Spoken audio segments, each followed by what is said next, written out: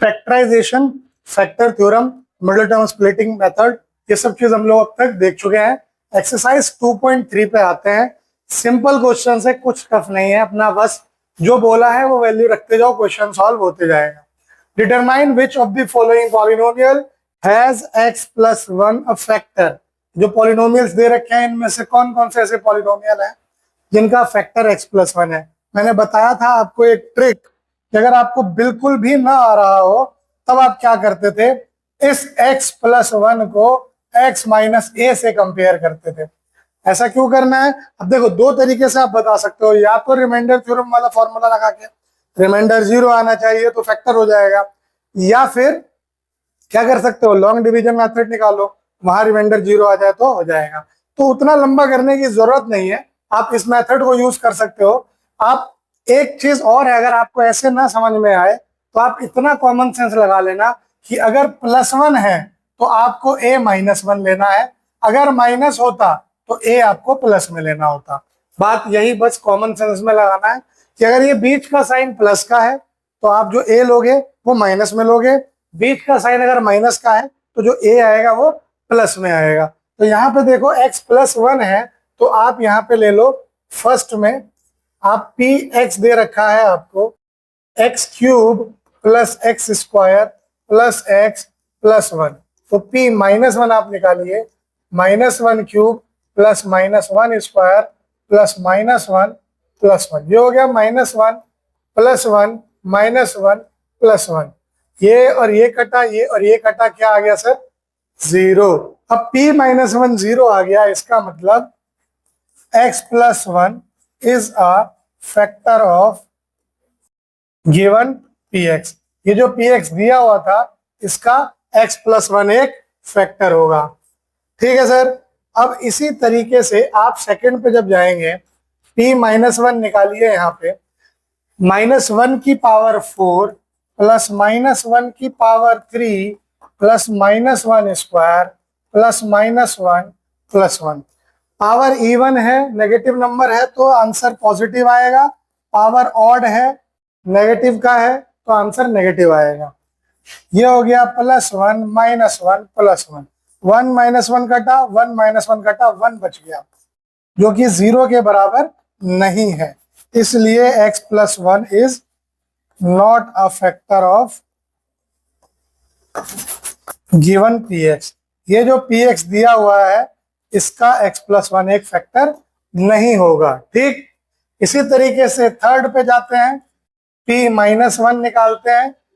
p minus 1 क्या हो रहा है सर? माइनस 1 की पावर 4 प्लस 3 इंटू माइनस 1 की पावर 3 प्लस 3 इंटू माइनस 1 की पावर 2 प्लस माइनस 1 प्लस 1, ये हो गया 1, ये हो गया minus 3 plus 3 minus 1 plus 1, minus 3 plus 3 गया, प्लस 1 माइनस 1 गया, फिर से 1 बच गया जो कि 0 के बराबर नहीं होगा। इसका मतलब x प्लस 1 जो है वो फैक्टर नहीं है इस px का, is not a factor of given px। अगला आपसे इसने क्या पूछा है सर? अगला फिर पूछा x cube minus x square minus 2 plus root 2 x plus root 2। तो यहां पे भी रख के देखिए, p माइनस 1 क्या होगा? माइनस 1 का क्यूब माइनस माइनस 1 का square minus 2 plus root 2 into minus 1 plus root 2। Value put करेंगे, वैल्यू पुट करने के बाद जब इसको सॉल्व किया जाएगा तो minus 1 minus into minus plus हो गया, तो ये प्लस 2 प्लस रूट 2 और ये भी प्लस रूट 2।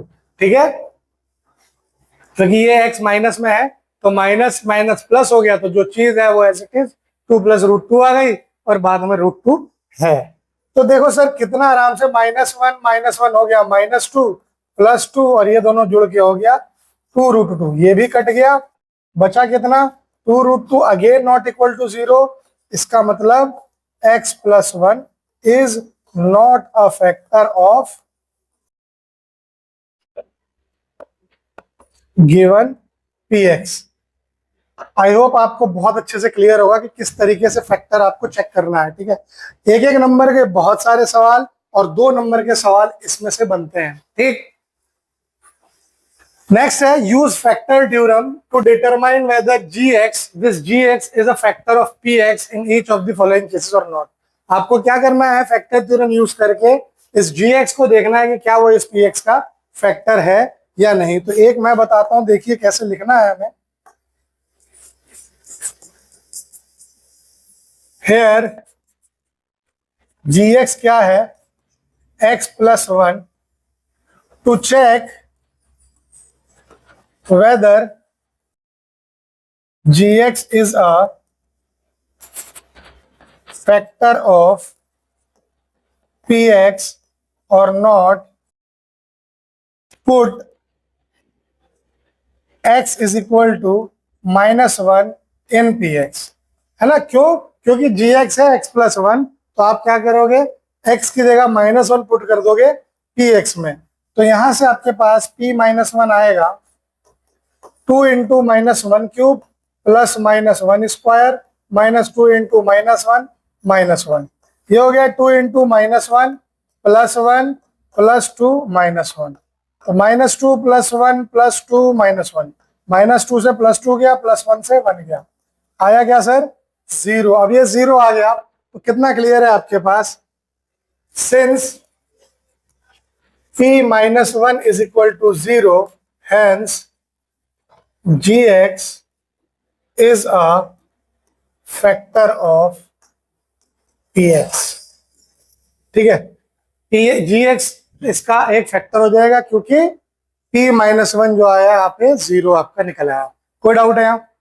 ठीक, जब इसको चेक करना है कि ये इसका फैक्टर है कि नहीं, आपको क्या करना है, gx is equal to 0 put करके x plus 2 से 0 निकाल लेना है, या आप डायरेक्ट क्या कर सकते हो, लेकिन आप डायरेक्ट पेपर में लिखने मत लग जाना कि आप a को आपने -2 ले लिया। आपको शो करना होगा कि x माइनस a अगर फैक्टर होता है तो हम a को लेके चेक करते हैं कि क्या मेरा रिमाइंडर 0 आ रहा है कि नहीं, जैसे कि हमने यहाँ पे लिख के पूरा दिखाया है कि चेक करना है कि अगर ये इसका फैक्टर है तो मैंने तब x की जगह -1 लिया। अगर मैं इतना ना लिखना चाहता हूं तो मैं ये भी कर सकता हूं, अब इस x को उठा के यहाँ पे पुट कर दो। आप क्या करोगे, अब यहाँ पे p -2 निकालोगे तो ये हो जाएगा -2 का क्यूब प्लस 3 इंटू -2 का स्क्वायर प्लस 3 इंटू -2 प्लस 1, -2 का क्यूब सर होगा -8 plus 3 into 4 -6 plus 1, -8 plus 12 -6 plus 1। आप इसको चेक करिए, -8 -6 हो रहा है -14 और 12 और 1 हो रहा है सर 13, कितना आ रहा है, -1, जो कि 0 के बराबर नहीं है, hence gx is not a factor of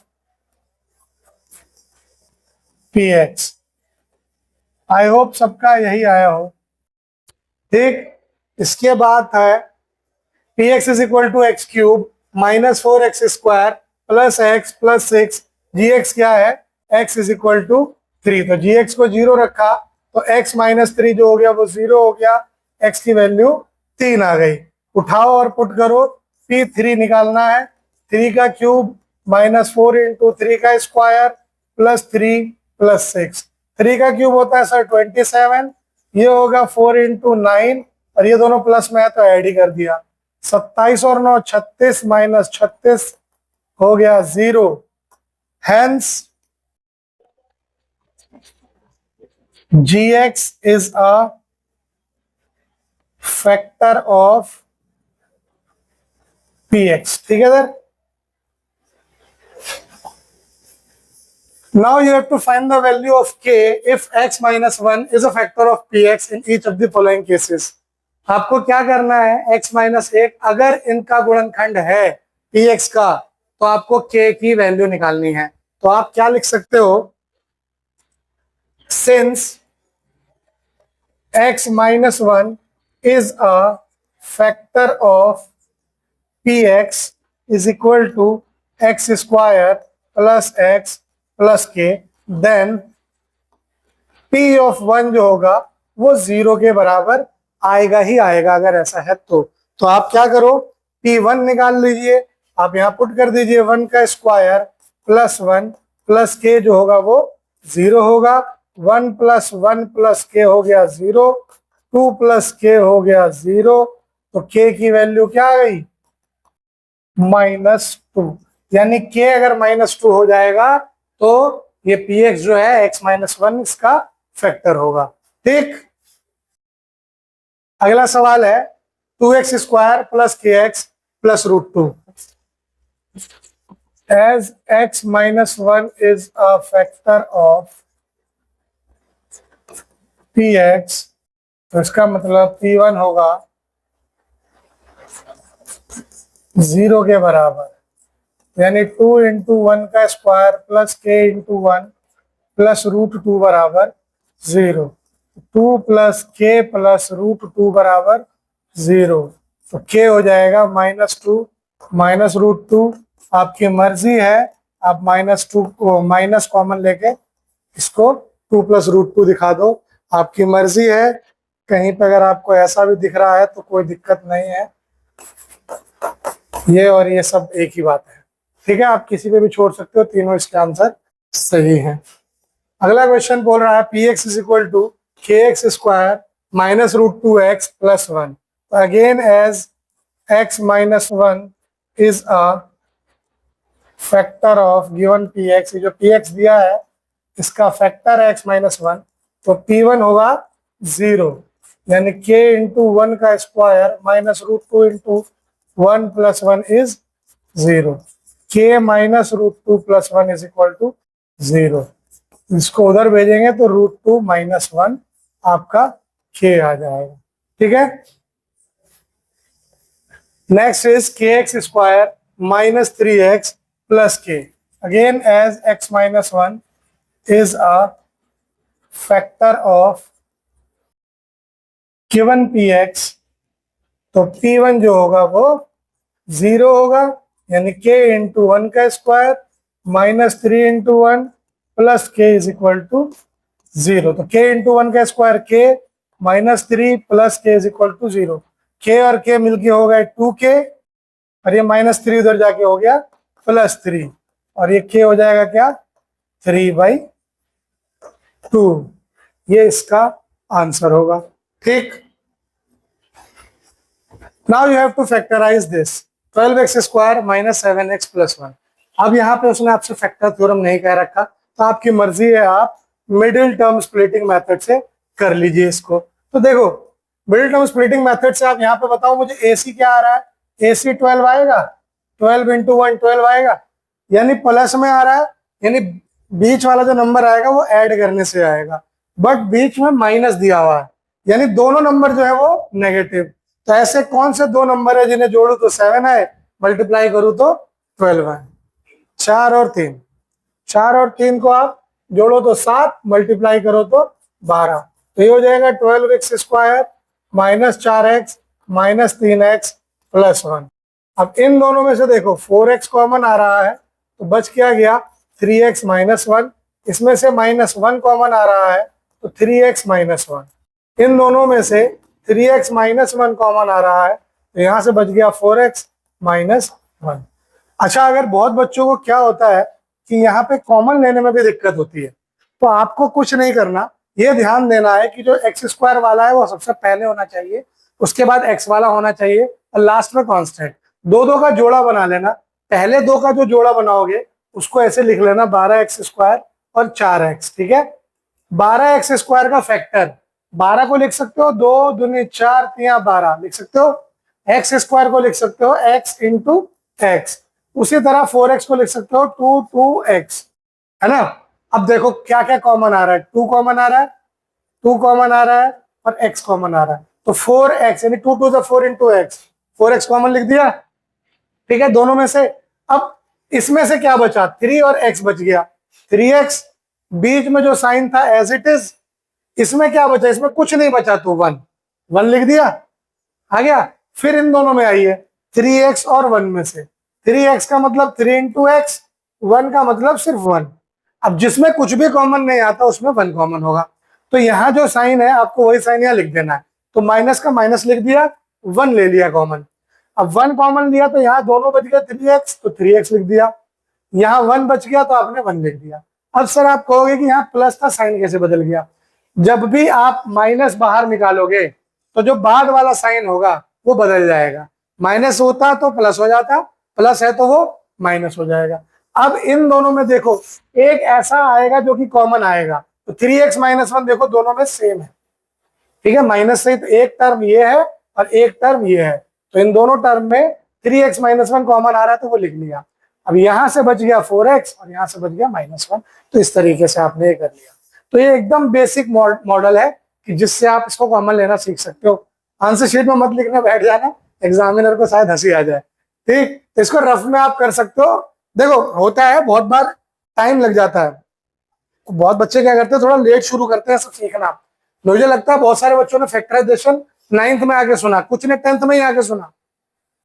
ऐसा नहीं है 6ठे 7वें से सुनना शुरू कर दोगे आप, लेकिन अब अचानक से आपके पास पड़ जाता है तो आपको कुछ ना कुछ तो शॉर्टकट ट्रिक लगाने होंगे ना, क्योंकि ऐसे करोगे तो टाइम लगेगा। उतना टाइम थोड़ी होता है, 10वीं क्लास में कोई बच्चा चला जाए उसके पास टाइम कहाँ है उतना, ठीक।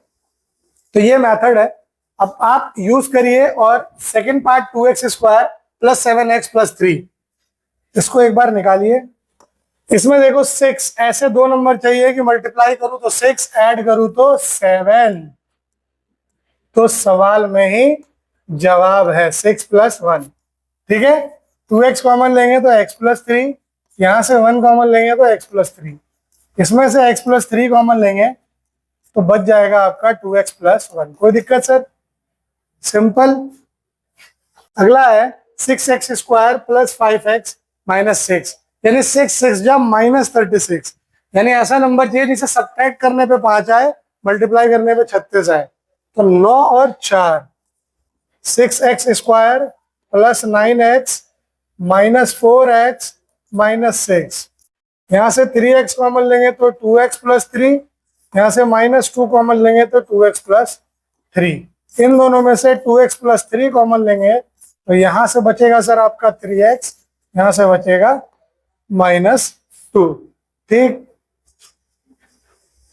Next is 3x square minus x minus 4, यानी मल्टीप्लाई करूं तो -12, सब्ट्रैक्ट करूं तो -1, तो 4 और 3, 4 बड़ा होगा माइनस वाला, तो 3x square plus 3x minus 4x minus 4, 3x common लीजिए x + 1, -4 कॉमन लीजिए x + 1, x + 1 कॉमन लीजिए 3x माइनस 4। कितना सिंपल, 3 स्टेप में आपका सॉल्यूशन आपके सामने। कोई दिक्कत है सर? यस, कोई डाउट यहां तक?